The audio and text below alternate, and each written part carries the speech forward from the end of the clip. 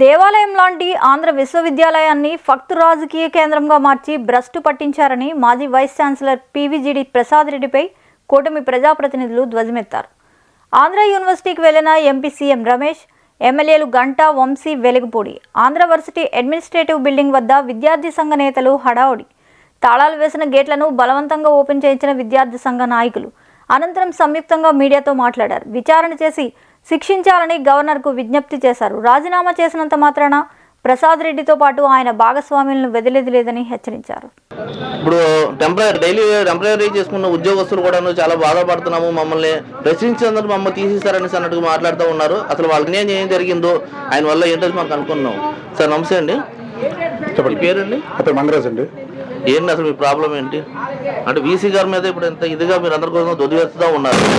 ఏం జరిగింది ఆయన వల్ల? మీకు జరిగిన అన్యాయం ఏంటి? ఆయన వల్ల నాకే కాదండి, చాలా మంది జరిగింది. కానీ నా పర్సనల్గా మాత్రం చాలా ప్రాబ్లం పడ్డాను నేను. ఎందుకంటే నేను ఒక రెక్టర్ గారి దగ్గర పనిచేస్తున్నాను, అది 9,000 శాలరీ అండి. గత 10 సంవత్సరాల నుంచి చేస్తున్న ప్రసాద్ రెడ్డి ఏంటంటే ఆయన కొమ్ము కాసి ఆయనకి వైఎస్ఆర్ అంటేనే వాళ్ళని అందరం ఎక్కించుకునేవాడు ఆయన, లేదంటే లేదు. మాలాంటి డైలీ వేజ్ ఎంప్లాయీస్ని ఎవరికి కూడా దరిచేరడం లేదు. ఏ రోజు కూడా రిజిస్టర్ ఆఫీస్ మెట్లెక్కే ఘనత ఎవరికి లేదండి. డైలీ వేజ్ ఎంప్లాయీస్ అందరూ గేట్ బయట ఉండడం తప్ప. అదే ప్రసాద్ రెడ్డి కావాలని వ్యక్తిని వేసుకున్నాడండి సెక్యూరిటీ ఇన్ఛార్జ్గా. ఆయనకి నెలకి ₹1,00,000 శాలరీ, ఎలవెన్స్. అదే హాస్టల్లో గొడ్డు చాకరీ చేస్తున్న వాళ్ళకి మాత్రం నెలకి 9,000 శాలరీ. చాలా చాలా చాలా దారుణం అన్నమాట. ఎందుకంటే ప్రసాద్ రెడ్డి గారు నేను ఇవన్నీ అడుగుతున్నానని చెప్పి, నువ్వు జనసేన సపోర్ట్ చేస్తున్నావు, నువ్వు జనసేన కార్యకర్తవి అని చెప్పి నన్ను జాబ్ చేయడం, నన్ను సస్పెండ్ చేశారు. సస్పెండ్ చేసి కనీసం కారణం చెప్పలేదు. ఏమంటే నువ్వు జనసేన నాయకుడు. ఆయనకి ప్రసాద్ రెడ్డి గారికి వాళ్ళ వెనకుండే చెంచాలు చాలా దారుణం. అంటే మీరు ఆయన దేని గురించి ప్రశ్నించారండి? నేను జనసేన నన్ను జాబ్ ఎందుకు తీసారని ప్రశ్నించాను సార్. అంటే అసలు మీ జాబ్ తీయడానికి అంటే మీరు ఇప్పుడు ఇంతకుముందు చెప్తున్నారు, మీరు అందరూ కూడా డైలీ వేజ్ చేస్తారు, ₹9,000 జీతం అని అన్నారు. 2014లో చంద్రబాబు నాయుడు గారు వచ్చిన తర్వాత ఈ డైలీ వేజ్ వాళ్ళకి మినిమం శాలరీ అని ఇవ్వాలని అన్నట్టుగా ప్రతిపాదన తీసుకుని వచ్చారు. చాలా గవర్నమెంట్ ఆఫీసులో కూడా అది అమలు జరిగింది. మరి మీకు ఇక్కడ జరగలేదా? అది ఆల్రెడీ ఆ జీవో ఉంది సార్. జీవో ఇంప్లిమెంట్ చేయమని చెప్పాము. ఇంప్లిమెంట్ చేయమంటే కనీసం గేట్ దాటడం లేదు సార్. మమ్మల్ని వీసీ గారు ఎప్పుడు కూడా జగన్మోహన్ రెడ్డి గారు పరదల కింద ఎలాగొన్నారో ఈయన కూడా గేట్లు మూసుకొని ఉండేవాడండి. ఎప్పుడు కూడా కనీసం ఒక ఎంప్లాయీ కాదు, ఆయన దగ్గర పనిచేస్తున్న డైలీ వేజ్ ఎంప్లాయీస్ ఆయనతో మాట్లాడాలంటే పరదాలు. సెక్యూరిటీ ఇన్ఛార్జ్ కాన్ గారిది ఒక 6-7 పెట్టుకునే పర్సనల్ సెక్యూరిటీ అలా పెట్టుకుని కారు దిగడం, గబగబ లోపలికి వెళ్ళిపోవడం. కనీసం సార్ అంటే పట్టించుకోలేదు. ఆల్రెడీ జీవో వచ్చింది సార్. చంద్రబాబు మీకు చెప్పినట్టే గత ప్రభుత్వంలో చంద్రబాబు నాయుడు గారు ఇచ్చిన జీవో ఇప్పటికీ ఉందండి. అది అమలు చేస్తే మాకు మినిమం టైం స్కేల్ అవుతుంది. మినిమం టైం చాలా మా బతుకులన్నీ బాగుంటాయి సార్. మొత్తం ఎంతమంది ఉన్నారండి అవుట్ సోర్సింగ్ ఎంప్లాయీస్? దగ్గర హాస్టల్లో 280 మెంబర్స్, 200 మంది ఉన్నారండి. అలాగే మెయిన్ సెక్యూరిటీ, మెయిన్ శానిటరీ అంతా కలుపుకొని ఒక 200 మెంబర్స్ ఉంటారు. డ్రైవర్స్ ఒక 10 మంది. ఇవంతా కలిపితే దగ్గర 500 మంది ఉంటారు సార్. 500 మందికి ఉపాధి కల్పిస్తారని అంటే యాక్చువల్ జీవో ఉంది. జాయిన్ అయ్యాను సార్ డ్యూటీ. మాకు హాస్టల్లో 20 days టైం స్కేల్ ఇచ్చారు సార్. గత సంవత్సరం నారా చంద్రబాబు నాయుడు గారు మాకు 50 నుంచి 60 ఇచ్చారండి. 60 నుంచి ఇచ్చిన వాళ్ళు 62 పర్మనెంట్ ఎంప్లాయీస్కి ఇచ్చి టైం స్కేల్కి వర్తించదని చెప్పారండి. పోనీ మేము రిటైర్ అయిపోయిన తర్వాత మాకు ఏమైనా పెన్షన్ కానీ ఏమైనా ₹1 యూనివర్సిటీ నుంచి ₹1 రాదండి. కానీ మీరు వీళ్ళు దీని మీద యాక్షన్ తీసుకొని మాకు న్యాయం చేసి తక్షణమే మాకు వాళ్ళతో కూడా 62 ఇస్తారని మేము కోరుకుంటున్నాం సార్. ఇది నా విజ్ఞప్తి సార్. మీరే ఏ డిపార్ట్మెంట్లో పని చేస్తున్నారండి?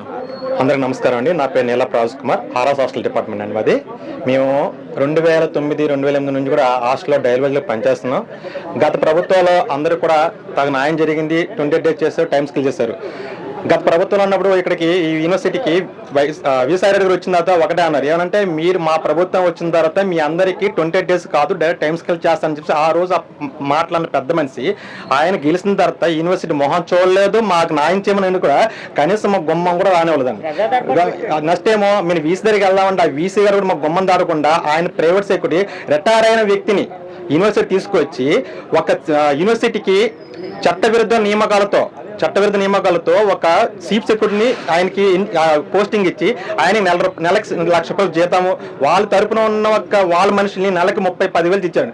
మేము హాస్టల్లో గొడ్లా కష్టపడుతున్నాం. 3 పూటల్లో భార్య పిల్లలు తీసుకుని పూటకు ₹100 కష్టపడుతున్నాం సార్. అయినా మమ్మల్ని ఎప్పుడైనా అడిగితే మీరు హాస్టల్లో పనిచేస్తున్నారా, అసలు మీరు డైలీ వేజా అని మమ్మల్ని చాలా హీనంగా చులకనగా మాట్లాడడం ఈ వీసీ చేసేవారు. కానీ మేము లేకపోతే ఈ రోజు ఆంధ్ర సిటీలో ఏ హాస్టల్ కూడా రన్ అవ్వలేదండి.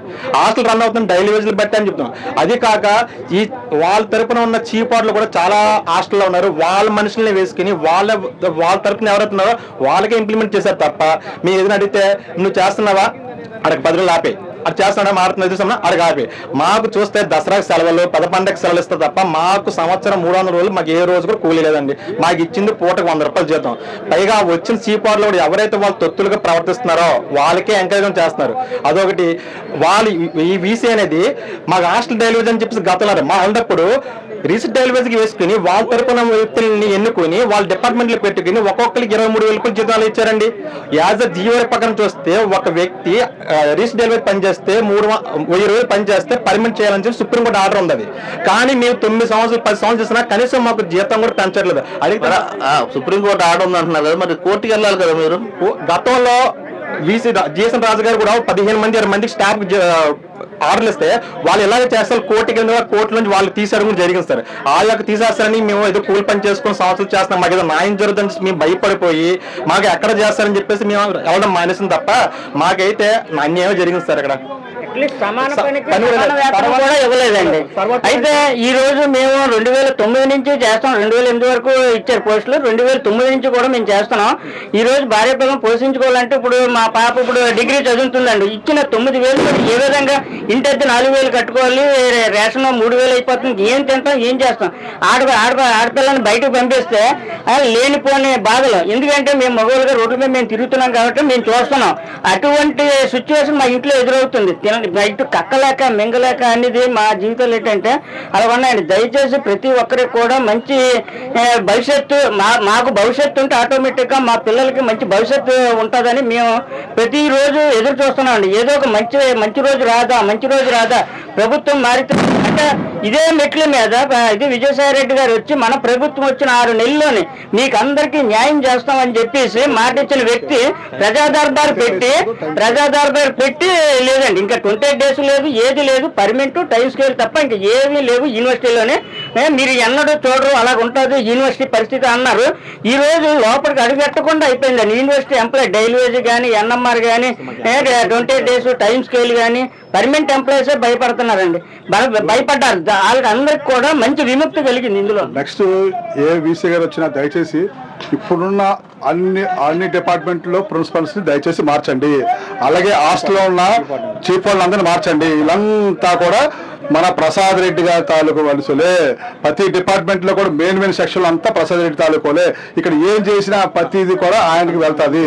దయచేసి వాళ్ళని ఇమీడియట్ గా మార్చండి. ఎవరు వీసీ వచ్చినా దయచేసి మా అందరికీ ఉద్యోగాలు కల్పించాలని చివరి కోరిక ఏంటంటే దయచేసి ఈ వీడియో మన డిప్యూటీ సీఎం గారి దగ్గరికి వెళ్తే వాళ్ళకి మాకు అవకాశం ఇస్తే ఆయన కలుద్దాం అనుకుంటున్నాం. దయచేసి మీ మీడియా ద్వారాగా ఆయనకి వీడియో పంపిస్తే మేము మా డైలీ వేజ్ ఎంప్లాయీస్ 240 మంది వెళ్ళి ఆ డిప్యూటీ సీఎం గారికి మాకున్న బాధలు జగదాంబ వచ్చినప్పుడు వారయాత్రకి అక్కడ మేము ఆయన మాట్లాడడం మిమ్మల్ని చూడడం జరిగింది.